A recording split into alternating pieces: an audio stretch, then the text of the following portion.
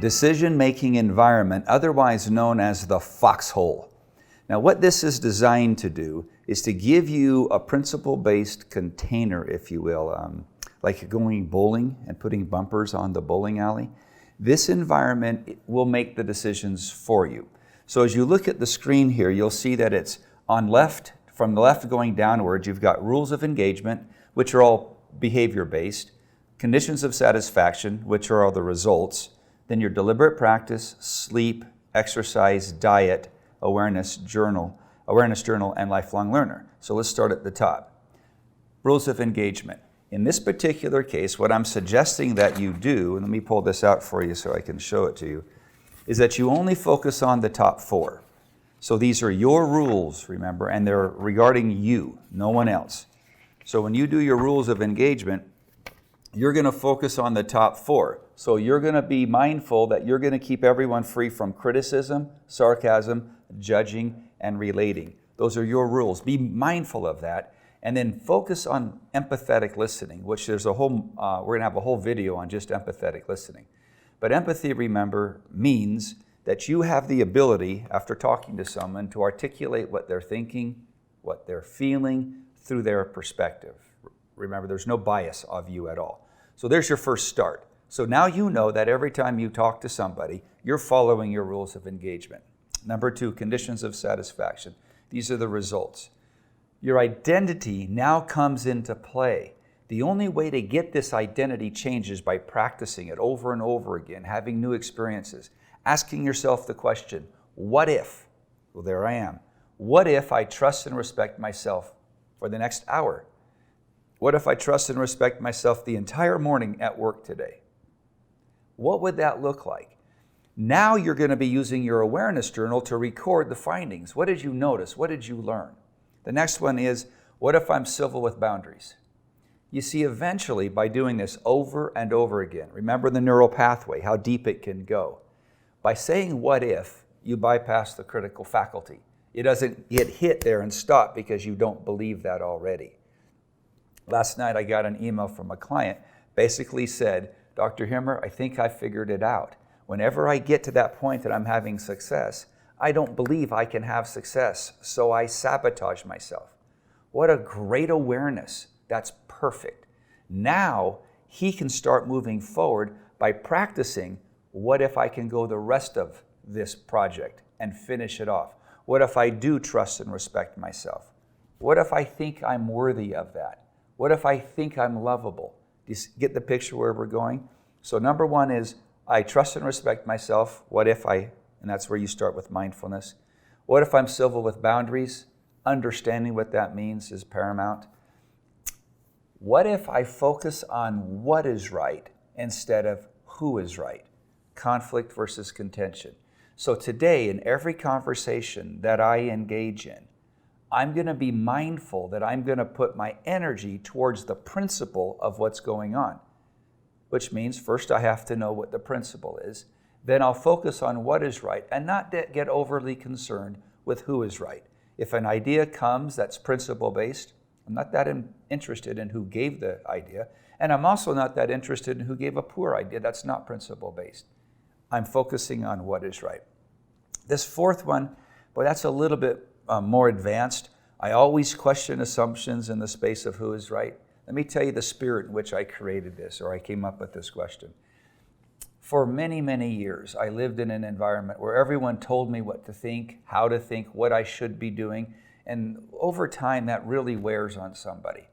I'm now at the point, whenever I get in a conversation, and I notice that somebody's in the me pyramid trying to get me to agree with them, or try to get the group to agree with them, I'm going to immediately question the assumptions of a person who is focused on who is right.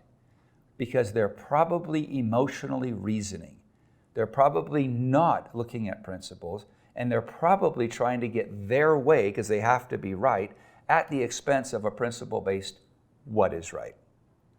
So now what we've got is the rules of engagement, behavior-based, you're focusing on the big 4, criticism, sarcasm, judging, and relating, conditions of satisfaction, results-oriented, and starting the day in mindfulness with a what if. What if I trust and respect myself? Deliberate practice. This is now going into the big three things that are so critical in getting good health, which is sleep, diet, and exercise. In this particular case, I've created a sleep environment, a sacred hour, that's very, very powerful. So the goal is 8.5 hours of sleep. It's actually 8.6. And then what you want to do is work backwards. So let's say I'm going to get just 8 hours of sleep, because right now I'm only getting 6. So that's an incremental boost. It's kind of a big boost. So I'm going to go back 1 hour, or I'm going to go back 8 hours before I wake up. So let's say I have to be up at 6 a.m. in the morning. If I go back 8 hours, that means lights out at 10. If I go lights out at 10, I go back 1 hour, and my sacred hour starts at 9. First thing you do in sacred hour, remember this is deliberate practice, narrowly focused. The decision to start the sacred hour is made before 9 o'clock that night. It's an implementation statement, right? Tonight at 9 o'clock, I will start my sacred hour because I want lights out at 10, because I want to sleep well, because I want to be productive and I want to be healthy. I see myself as healthy. What if I'm a healthy person? Oh, then I'm going to start my sacred hour at 9 o'clock. All blue light off. Computers, smartphones, etc. Turn those off, dim the lights, and start the process. Personal hygiene. Take a shower, take a bath, do a hot tub. Take care of those necessities. I do highly recommend the shower or bath or hot tub on occasion because it's very medicinal. Next, I want you to practice mindfulness. Either go have a recording already pre-done, or do your own mindfulness. But imagine what it would be like tonight if you slept deeply, if you slept well. Write in your awareness journal, IQ, EQ, advocate, gratitude. And the last thing I'm asking that you do inside this sacred hour is read something. But read something where an idea, a thought process will come into your mind, because that's the last thing your mind's going to be focused on. So Hyman Rickover said, small minds discuss people. If you're watching TV, sitcoms, it's all gossip-oriented, sarcasm-based. Average minds discuss events. So if I'm watching the news, the sports, great minds discuss ideas. Read a book. Read your scriptures.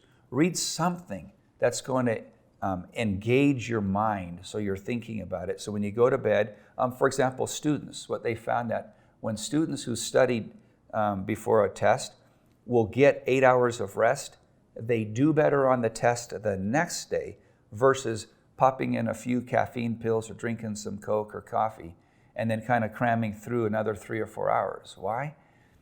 Because you actually learn during the night. Your neurons will start wiring together and connecting all the dots at the subcortical level. So there's your sacred hour. We'll get to exercise and diet at a more advanced state, but we need to get this done. That's why we're habit stacking this process right now.